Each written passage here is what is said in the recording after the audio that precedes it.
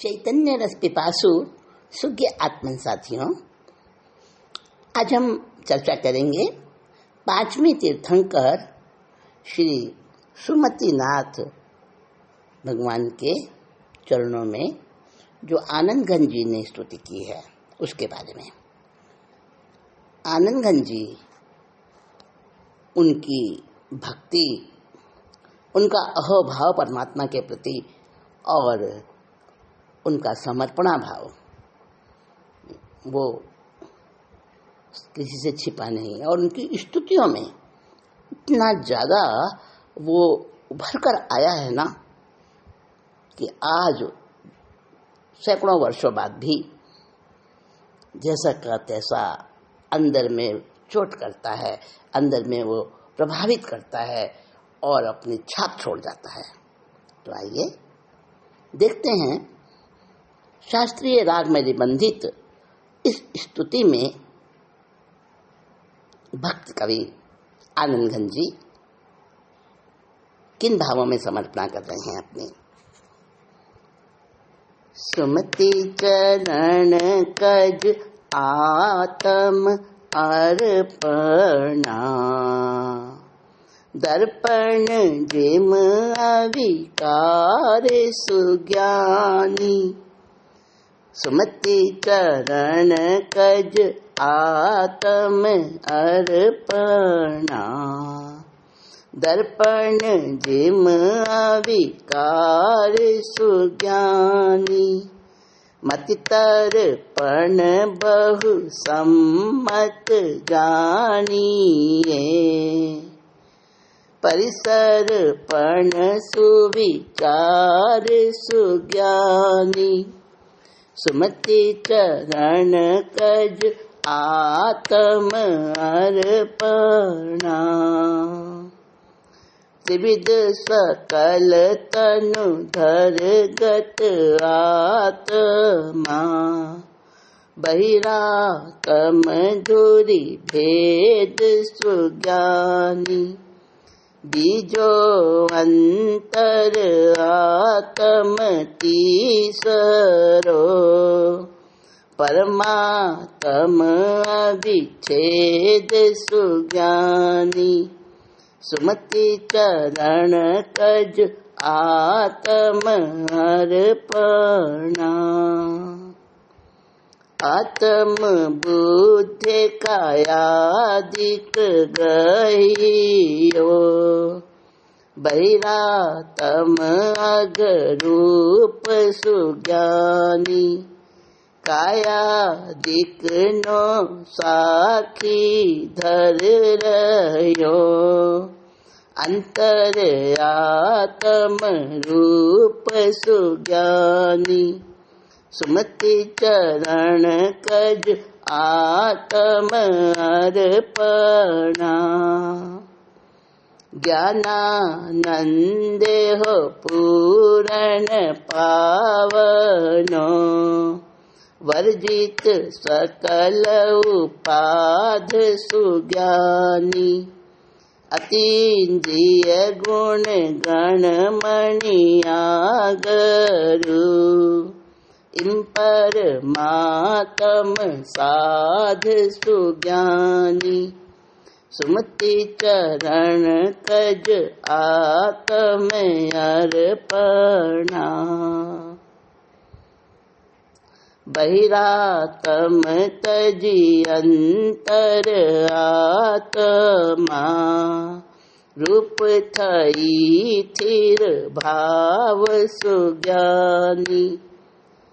परमात्म नु आत्म भावनु। आत्म अर्पण दाव सुज्ञानी।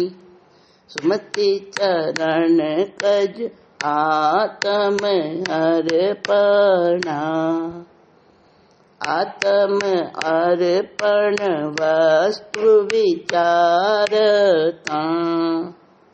भ्रम टले मति दोष सुज्ञानी। परम पदार्थ संपदि संपजे। आनंद घन रस कोश सुज्ञानी। सुमति चरण कज आत्म अर्पणा।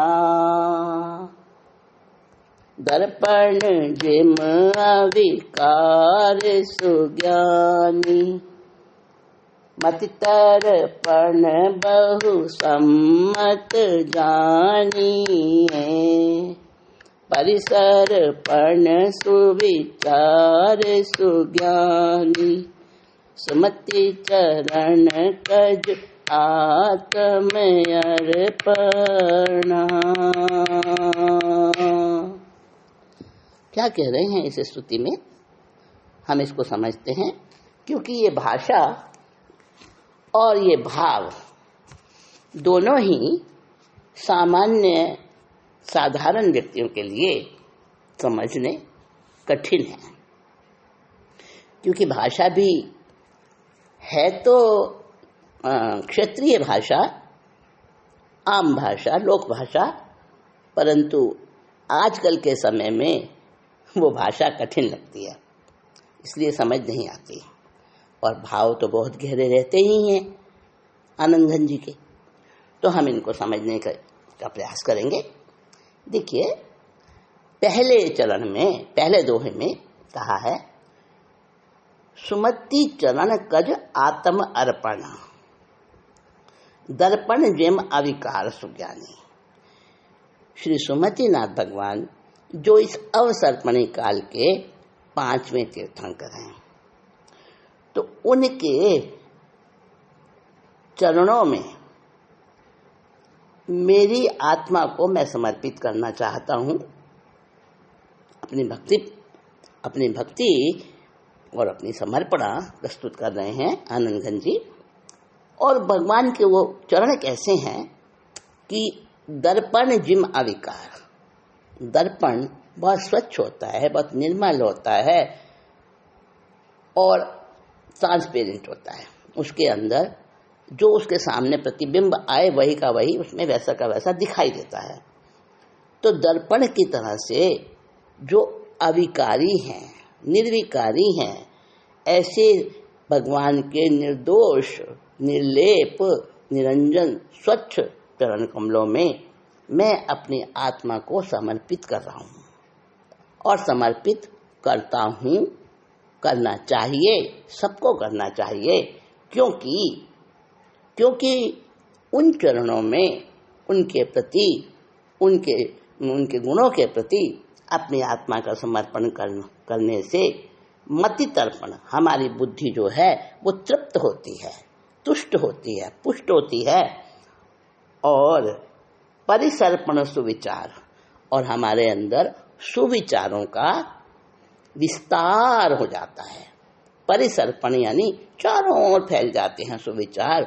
हमारे जितना भी परिपार्श्व होता है, हमारा मन, वचन, काया, भाव, बुद्धि, अंतःकरण और सब कुछ उन सुविचारों से आप्लावित हो जाता है।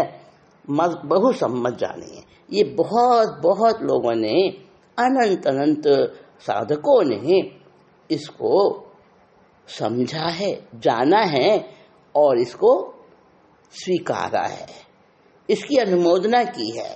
इसको इसीलिए बहुसम्मत शब्द आया यहाँ पे। बहुसम्मत जो बहुजन मान्य है, ऐसा सिद्धांत, ऐसा ये नियम कि अगर हम प्रभु के चरणों में अपने आप को सर्वतोभावेन समर्पित करते हैं तो हमारी बुद्धि सुविचारों से उत्पन्न होती है और चारों तरफ हर ओर हर क्षण हमारे जो है शुद्धता का वातावरण बनता है।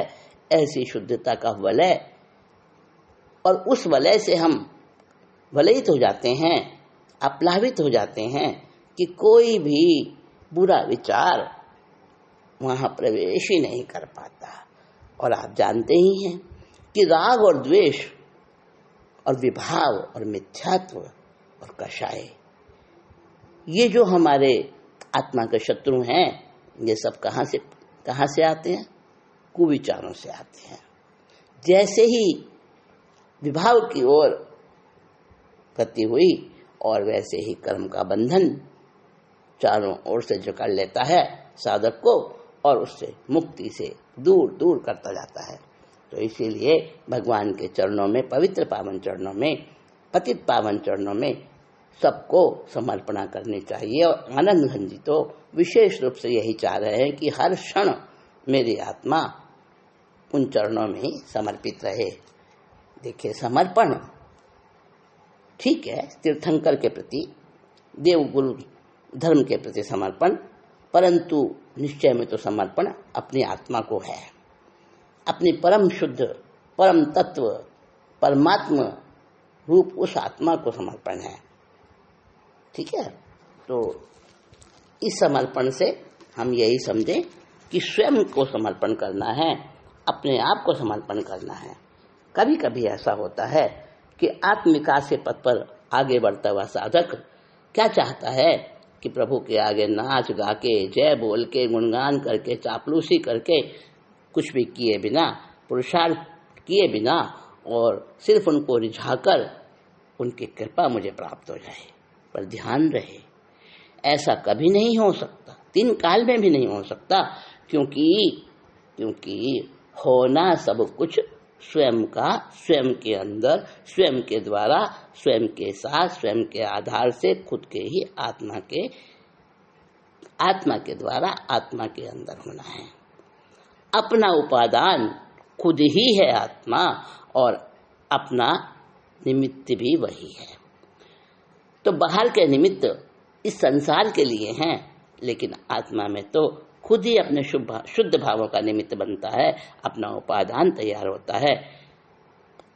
47 शक्तियों में अनेक शक्तियां हैं इस प्रकार की जो हमें ये समझा रही हैं।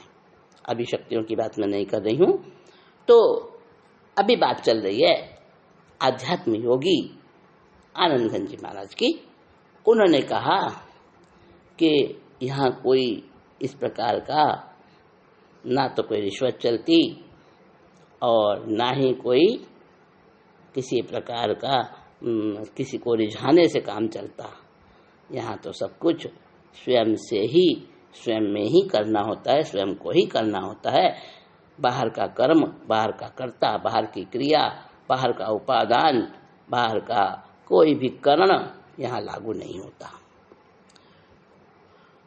तो उनको कहना पड़ा इसीलिए कि आत्मा के विकास, आत्मा के निजी अनुजीवी गुणों के विकास में ये सब चीजें बाधक है। और इसीलिए आनंद घन जी को कहना पड़ा कि बिना इसके कोई गति नहीं है। और जब बुद्धि संतुष्ट हो जाती है, मति तर्पण शब्द है ना, मति तर्पण बहु सम्मत जानिए। जब बुद्धि, मति माने बुद्धि, तर्पण माने तृप्त हो जाना, जब बुद्धि तृप्त हो जाती है, संतुष्ट हो जाती है, तो फिर क्या, संकल्प विकल्प सारे मिट जाते हैं। और जब संकल्प विकल्प और योगों की चपलता मंद पड़ जाती है, कम पड़ जाती है, तभी तो आत्मा में समर्पण होता है। हाँ, तो आगे क्या कह रहे हैं देखिए, आत्म साधक अनेकों हैं और उनमें से ही किसी आत्म साधक ने एक बात और भी कही है, भक्ति भगवंत की बहुत बारीक है, भक्ति भगवंत की बहुत बारीक है, शीश सौंपया बिना भक्ति नहीं। शीश सौंपना मतलब सिर समर्पित कर देना, यानी कि अपना सब अहंकार मिटाकर और अपने आराध्य के चरणों में। यहाँ हमारा आराध्य कोई और नहीं है, हम स्वयं ही अपने आराध्य हैं। तीर्थंकर प्रभु जब हमारे अंदर में प्रविष्ट हो जाते हैं, उनके गुण जब अपने अंदर में आचरण में आ जाते हैं, उसमें तल्लीन हो जाता है साधक, तो वो दो नहीं रहते वहाँ पर, वो स्वयं आत्मा ही बन जाते हैं। तो आगे कह रहे हैं, अगले मुक्तक में बात कहेंगे। यहाँ बताया गया है कि 3 प्रकार की आत्मा होती है। यहाँ आगम में वर्णित एक विशेष टॉपिक यहाँ लिया गया है और उसको समझाने की कोशिश की गई है। 3 प्रकार की आत्मा होती है। तो वो 3 प्रकार की आत्मा कौन सी है? बहिरात्मा, अंतरात्मा और परमात्मा। तो वो 3 प्रकार की आत्मा में से हम देखें कि कौन से आत्मा के लक्षण हमारे अंदर हैं और ये 3 आत्मा कैसे, आत्मा तो एक ही होती है, तो यहाँ पर 3 आत्मा क्यों बताई? तो आत्मसमर्पणा की बात पहले आत्मा को जाने बिना आएगी नहीं समझ में, इसीलिए 3 प्रकार की आत्मा यहाँ समझा रहे हैं।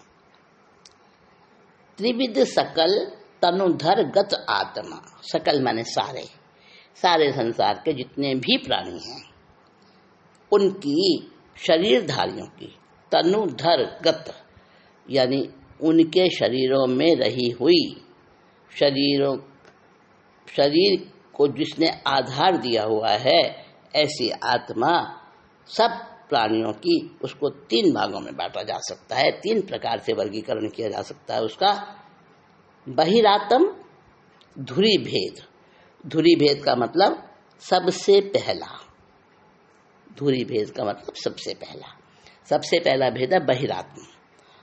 बीजो अंतरात्मा, दूसरा है अंतरात्मा, तीसरा परमात्मा अविच्छेद, और तीसरा जो आत्मा का प्रकार है, आत्मा का भेद है, उसका नाम है परमात्मा। बहिरात्मा, अंतरात्मा और परमात्मा। तो जो तीसरा प्रकार है ना, वहाँ पे अविच्छेद शब्द आया है, तीसरो परमात्म अविच्छेद। तो अविच्छेद का मतलब है जो कभी खंडित नहीं होता, कभी विनाश नहीं होता जिसका, और हमेशा नित्य, जो अखंड, अविनाशी और नित्य रहता है, त्रिकाल रहता है और कभी खंडित नहीं होता, कभी उसका विच्छेद नहीं होता, वो है परमात्मा। तो अब बता रहे हैं कि 3 प्रकार की आत्मा होती हैं। यहाँ तो इतनी ही सूचना दी है। अब अगली गाथा में, अगले छंद में बताएंगे, आत्म बुद्धे कायादिक ग्रहियो बहिरात्म अगरूप सुज्ञानी। बहिरात्म का परिचय दे रहे हैं कि बहिरात्मा क्या होता है। ये तीनों आत्माएं जो है ना, मतलब बहिरात्मा, अंतरात्मा और परमात्मा, ये एक से एक निर्मल दशाएं हैं आत्मा की। आत्मा 3 नहीं है, आत्मा एक ही है। देखिए 25 बोल में भी, जहाँ पे 15वें बोल में आत्मा 8 बताई है, ध्यान होगा आपको, आया याद, जिसमें द्रव्य आत्मा, योग आत्मा, उपयोग आत्मा, कषाय आत्मा, ज्ञान आत्मा सब बताया ना। तो वो आत्मा की दशाएं बताई हैं, अवस्थाएं बताई हैं भावों की। तो इसी प्रकार से यहाँ भी आत्मा की जो वर्तमान में जैसी जैसी स्थिति होती है, जो जो स्टेजेज होती हैं, उनको यहाँ 3 प्रकार से बांट दिया है। तो पहले बहिरात्मा की बात कर रहे हैं। आत्म बुद्धे कायादिक ग्रह्यो, इसका अर्थ है कि आत्मा के 3 प्रकारों में बहिरात्मा सबसे निकृष्ट प्रकार है, सबसे निम्न वाला। तो बहिरात्मा शरीर को ही आत्मा समझता है। जो बहिरात्मा की स्टेज पर होता है ना जीव, वो उसकी सोच क्या होती है कि शरीर है वही आत्मा है। बस यही तर्क करता है कि जैसे 5 भूतों के संयोग से बना है ये शरीर, और जैसे कि गोबर मिट्टी के साथ पानी और वायु इत्यादि मिलने से गोबर में कई प्रकार के जीव पैदा हो जाते हैं, बिच्छू आदि, और उसी के तरह से, उसी के समान 5 भूतों से यह आत्मा बना है। और जैसे ही मतलब शरीर और आत्मा एक ही हैं, तो इसका प्रमाण ये देते हैं कुतर्क वाले कि भाई जो शरीर 5 भूत निकल जाते हैं शरीर में से, तो शरीर भी, आत्मा भी नहीं रहता, तो वही शरीर है, वही आत्मा है। तो आत्मा नाम की चीज अलग से कुछ नहीं है, ऐसा मानते हैं कौन? आजीवक लोग और आजकल के पढ़े लिखे विद्वान लोग जो अपने को कहते हैं उनका भी ऐसा ही सोच है। तो वो कहते हैं खाओ पियो मौज उड़ाओ और यावत जीवेत सुखम जीवेत ऋणम कृत्वा गतम पिबेत भस्मीभूतस्य देहस्य पुनरागमनम कुतः। चार्वाक का ये मानना है। तो चार्वाक संहिता में यही है। तो चार्वाक वाले ऐसा मानते हैं कि भाई जब तक जियो सुख से जियो, शरीर ही सब कुछ है और शरीर के भस्मीभूत हो जाने पर कुछ वापस कहीं से नहीं आएगा। तो जो है खा पी लो मौज उड़ा लो बस। और चाहे कर्ज लेकर भी मौज मस्ती करनी पड़े, घी के घुंट भरने पड़े तो पी लो, आराम से पी लो। और जब कहाँ से तुमसे कोई मांगेगा, जब शरीर भस्मीभूत हो जाएगा, मतलब कोई भी पुनर्जन्म नहीं है। और इस प्रकार से वो मानते हैं आत्मा नाम की कोई वस्तु नहीं है। तो ऐसे सोच वाले व्यक्ति शरीर को ही अपना आत्मा मानते हैं, शरीर को ही सब कुछ मानते हैं और ये कहते हैं कि कभी शरीर मेरा है, मैं इसका हूँ। और इसी को पुष्ट करने के, शरीर को पुष्ट करने के लिए, दुनिया की सैर के लिए उखाड़ पछाड़ करने में ही चाहे कितने पाप करने पड़े सब कुछ मंजूर है। और शरीर के लिए तो जरा सा भोजन चाहिए। तो अरे भोजन तो बढ़िया चाहिए करना है ना, शरीर को अच्छा सजाना संवारना, तेल फुलेल लगाना, आभूषण पहनाना, बढ़िया कपड़े पहनाना, सजाना इसको, और उसी में ही लगे रहते हैं।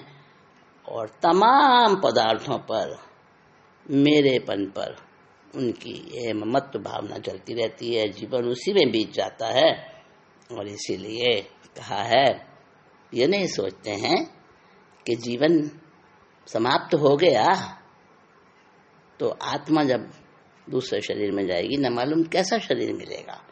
अरे इस बार मनुष्य का शरीर मिला है, इतनी सारी सुविधाएं मिली हैं, सब कुछ प्राप्त हुआ है, लेकिन नहीं, वो तो सोचते हैं शरीर है वही आत्मा है, बस मैं हूँ, मैं शरीर ही हूँ, मेरा शरीर नहीं। वो कहते हैं मैं ही शरीर हूँ, शरीर ही मैं हूँ। तो उनको कहते हैं बहिरात्मा। और पर पदार्थों में लगे रहते हैं, आत्मा की ओर ध्यान ही नहीं जाता है कभी भी।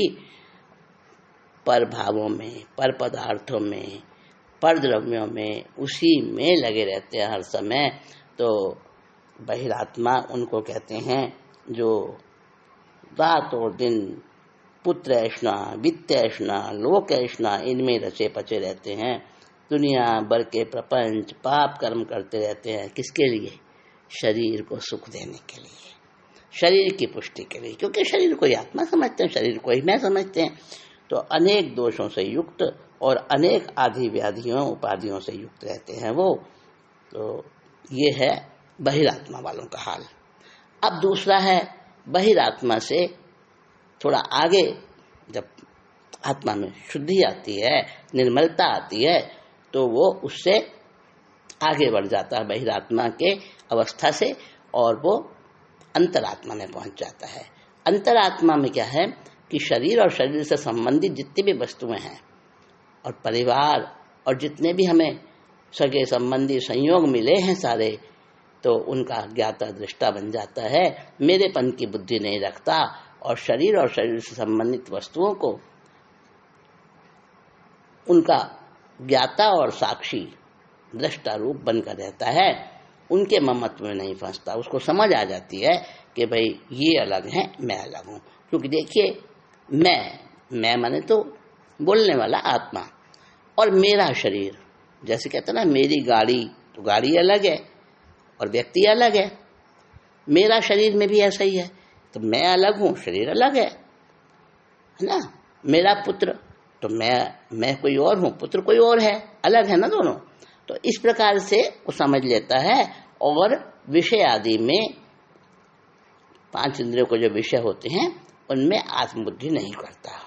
विषयों को, शरीरों को, आत्मा को, इनको सबको अलग मानता है वो, और अपनी आत्मा ये समझता है दोनों में बहुत भिन्नता है, बस इतना समझ जाता है ये अलग है, मैं अलग हूँ।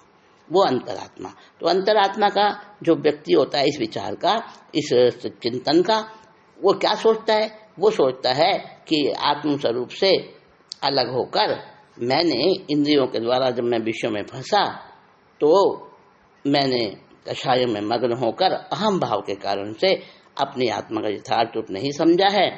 तो अब वो समझता है, कोशिश करता है समझने की, और जानता है कि मेरा असली रूप वो बाहरी रूपों से भिन्न है, और रस गंध स्पर्श और ये सब पराये हैं, ये आत्मा के नहीं है। आत्मा तो अरूपी है, ना उसमें रूप है, ना वह आकार है, ना गंध है, ना रस है, उसमें कुछ भी नहीं है, स्पर्श भी नहीं है।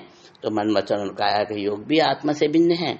वो समझ जाता है और भेद ज्ञान से वो समझ लेता है कि पुरुष नहीं है, स्त्री नहीं है, नपुंसक नहीं है, आत्मा वो गरीब अमीर ये सब आत्मा से भिन्न है। और ये मेरे विषय जो हैं ये मेरे से मुझे छोड़ने चाहिए, इनसे ही मेरा जन्म मरण ये हो रहा है। तो जब उसमें ऐसा सोचता है कि शरीर से आश्रित जाति लिंग वेश वर्ण प्रांत देश आदि इनका अभिमान नहीं करता, फिर उस जब मेरे हैं ही नहीं, मेरापन निकल गया, तो कर्ता और भोक्ता की बुद्धि उसमें से हट जाती है। लेकिन अभी वो बहुत दूर है। अभी ये दूसरा प्रकार है अंतरात्मा का। अंतरात्मा आत्मा में चला तो गया लेकिन पूरी तरह रमण नहीं किया, स्थिरता नहीं आई। अभी वो आत्मा का जो तीसरा प्रकार आएगा परमात्मा, एक हो गया बहिरात्मा, एक हो गया अंतरात्मा और परमात्मा। अब परमात्मा में क्या आता है? बहिरातम तजी अंतर आत्मा, बहिरातम तजी अंतर आत्मा, रूप थई थिर भाव सुज्ञानी, परमात्मनु आत्म भावमु, आत्म अर्पण दाव सुज्ञानी। तो सुमति नाथ भगवान के चरणों में समर्पणा करते हुए अध्यात्म योगी आनंद घन जी महाराज कह रहे हैं कि आत्म समर्पणा का सहज स्वाभाविक और यथार्थ उपाय क्या है, वो बता रहे हैं। सर्वतोभावेन आत्मसमर्पण वास्तव में परमात्मा बनने का बहुत सरल उपाय है। इसमें हठ योग की आसन प्राणायाम जप तप इत्यादि सब जटिल क्रियाओं की उपेक्षा हो जाती है, और किसी भी जाति कुल वर्ण धर्म संप्रदाय देश काल का कोई भी व्यक्ति हो, उसमें भेद नहीं, सब अपने हैं, मेरी आत्मा के समान है। बहिरात्म छोड़ने की जो आत्मा के अपने हाथ में है, और ये जो इंद्रिय है, शरीर हैं, हाथ पैर मस्तक बुद्धि इत्यादि, इनसे संबंधित कुटुंब परिवार शरीर और इनसे आश्रित धन धरा धाम जमीन जायदाद, इसमें जो भी मेरी आत्म बुद्धि है ना, और जो मेरापन है, आसक्ति है, जो मैं मानता हूँ कि ये मेरे हैं, मैं इनसे भिन्न नहीं हूँ, मैं यही हूँ इत्यादि प्रकार की अनात्म है, जो अनात्मा है, आत्मा नहीं है, उनमें आत्म बुद्धि करना वो बहिरात्मा, और अंतरात्मा उनसे भिन्नता समझना, और परमात्मा उस भिन्नता भाव में जो भिन्नता समझी है उसी में तल्लीन हो जाना, स्थिरता हो जाना, वो परमात्मा भाव है। हाँ, तो परमात्मा भाव में आत्मा को शरीर आदि से भिन्न मानकर पृथक रूप से उसको वास्तविक रूप में पहचान कर वहां पर परमात्मा का भाव, वो रास्ता परमात्मा की ओर जाता है। और फिर क्या कहते हैं? आत्म अर्पण वस्तु विचारता, भरम टले मति दोष सुज्ञानी, परम पदारथ संपत्ति संपजे, आनंद घन रस पोष सुज्ञानी, सुमति चरण कज आत्म अर्पणा। क्या कह रहे हैं इस छठी गाथा में? कि आत्म अर्पण वस्तु विचारता, परमात्मा के चरणों में आत्मसमर्पण के वस्तु तत्व का विचार करने से क्या होता है? भ्रांतियां टल जाती हैं, भ्रम टले मति दोष, और बहुत सारी आशंकाएं हट जाती हैं। बुद्धि के जो छद्मस्त अवस्था के दोष हैं वो भी नष्ट हो जाते हैं, और अंत में क्या प्राप्त होता है? परम पदार्थ संपत्ति संपजे, मोक्ष रूप परम पदार्थ प्राप्त होता है, और अनंत ज्ञान दर्शन, परम सुख, अनंत सुख और अनंत वीर्य, जो आत्मा के 4 भाव प्राण हैं, उनकी ये संपत्ति ये प्राप्त हो जाती है, जो अखंड शांति, शाश्वत और परिपूर्ण आनंद के रस को पोषण करने वाली है। आनंद घन यानी अपने आत्मा से उत्पन्न होता हुआ जो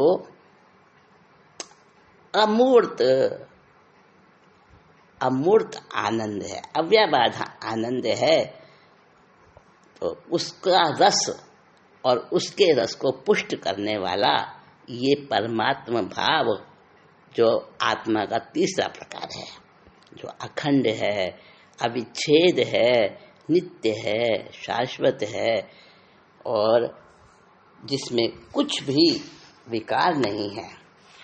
तो ये प्राप्त होता है आत्मसमर्पण पर। क्या होता है? जब आत्मसमर्पण करता है साधक, तो बुद्धि पर जो कोहरे की तरह से जमा हुआ दोष है ना, वो सब दूर हो जाता है। और कहाँ के संस्कार हम लेकर आए हैं, कभी हम तिरंज में गए, कभी सर्प बने, कभी कुछ कीड़ा बने, नाली का गंदगी कीड़ा बने, कभी नरक में गए, जहाँ गए वहाँ के संस्कार लाए ना, और वो संस्कार वो सब हमारे अंदर में पड़े हैं, और उन संस्कारों का सबका विशोधन हो जाता है। और जितने भी अनर्थ व्यवसाय हैं, संशय है, विपर्य दोष हैं, दुश्चिंतन हैं, दुश्चेष्टाएं हैं, अनिश्चितता है, चिंता है, आशंकाएं हैं, भय है, सारे दोषों की परतें जो आत्मा के ऊपर जमी हुई थी ना, वो सब की सब हट जाती हैं, और आत्मा पूर्ण निर्मलता, हल्कापन, बेहद हल्कापन महसूस होता है। और इसी तरह से और निर्मलता और ज्ञान और ज्ञान और नया निर्मल ज्ञान, वह बढ़ते बढ़ते बढ़ते बढ़ते समर्पणा जो है हमें कहाँ ले जाती है? कहाँ ले जाती है समर्पणा? छद्मस्तता हट जाती है, और छद्मस्तता के कारण आत्मा में पड़ा हुआ जो आवरण है वो भी हट जाता है, सारे संस्कार हट जाते हैं, और आगे बढ़कर आत्मा जो है आत्मसमर्पणा करती हुई, और ऐसा साधक परम शाश्वत आनंद के धाम में पहुंच जाता है, जहां पहुंचकर लौटता नहीं है, कभी नहीं लौटता, कभी वो पुनः मलिन नहीं होता, जन्म मरण से व्याप्त नहीं होता। तो इस 5वें तीर्थंकर की स्तुति में श्री आनंद घन जी ने बहिरात्मा, अंतरात्मा और परमात्मा, इन 3 आत्माओं का स्वरूप बताकर परमात्मा के चरणों में आत्मसमर्पण का वास्तविक उपाय, महत्व और लाभ बताया है, जो हम सब ने सुना, और इसको सुनकर आनंदित होते हुए हम अपने परम संकल्प को और बलवान बनाते चलें। वक्त आएगा ऐसा कभी ना कभी, सिद्धि पाएंगे हम भी कभी ना कभी। चलते रहिए, प्रयास करते रहिए, और कोशिश करने वालों की कभी हार नहीं होती, ठीक है ना? चैतन्य रस